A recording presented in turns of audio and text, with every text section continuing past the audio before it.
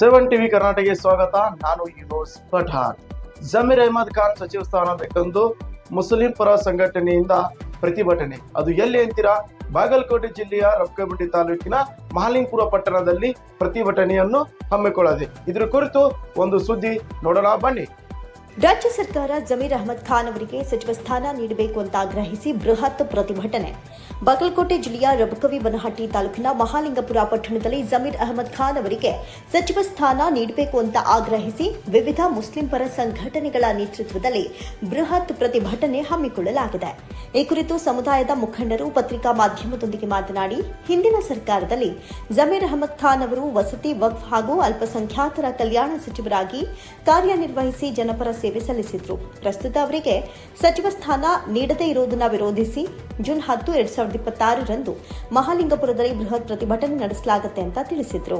ಪ್ರತಿಭಟನೆಯು ಮಹಾಲಿಂಗಪುರದ ಶ್ರೀ ಬಸವೇಶ್ವರ ಸರ್ಕಲ್ನಿಂದ ಆರಂಭವಾಗಿ ನಡುಚೌಕಿ ಮಾರ್ಗವಾಗಿ ಶ್ರೀ ಚೆನ್ನಮ್ಮ ಸರ್ಕಲ್ವರೆಗೆ ಸಾಗಲಿದೆ. ಈ ಪ್ರತಿಭಟನೆಯಲ್ಲಿ ಸುತ್ತಮುತ್ತಲಿನ ಗ್ರಾಮಗಳ ಮುಸ್ಲಿಂ ಬಾಂಧವರು ಹಾಗೂ ಸಾರ್ವಜನಿಕರು ಹೆಚ್ಚಿನ ಸಂಖ್ಯೆಯಲ್ಲಿ ಭಾಗವಹಿಸಿ ತಮ್ಮ ಬೆಂಬಲ ವ್ಯಕ್ತಪಡಿಸಬೇಕು ಅಂತ ಮುಖಂಡರು ಮನವಿ ಮಾಡಿದ್ರು.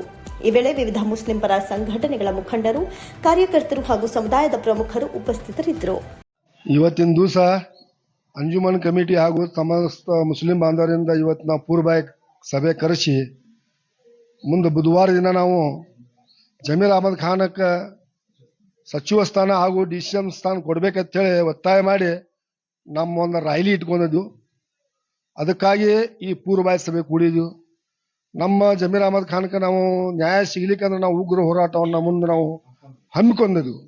ಅದಕ್ಕಾಗಿ ಬುಧವಾರ ದಿನ ಮುಂಜಾನೆ 9 ಗಂಟೆಯಿಂದ ಪೆಂಡಾರ್ಗಲ್ಲಿ ಸರ್ಕಲ್ದಿಂದ ಬಸವೇಶ್ವರ ಸರ್ಕಲ್ದಿಂದ ಮತ್ತು ಚೆನ್ನಮ್ಮ ಸರ್ಕಲ್ ತನಕ ನಾವು ನಮ್ಮ ರ್ಯಾಲಿಯನ್ನು ಪಾದಯಾತ್ರೆ ಮುಖಾಂತರ ಹಮ್ಮಿಕೊಳ್ಳಲಾಗಿದೆ. ಯುನೂಸ್ ಪಠಾಣ್ ಅವರ ಸಾರಥ್ಯದ 7 ಟಿವಿ ಕರ್ನಾಟಕ, ಇದು ಜನಪರ ಧ್ವನಿ.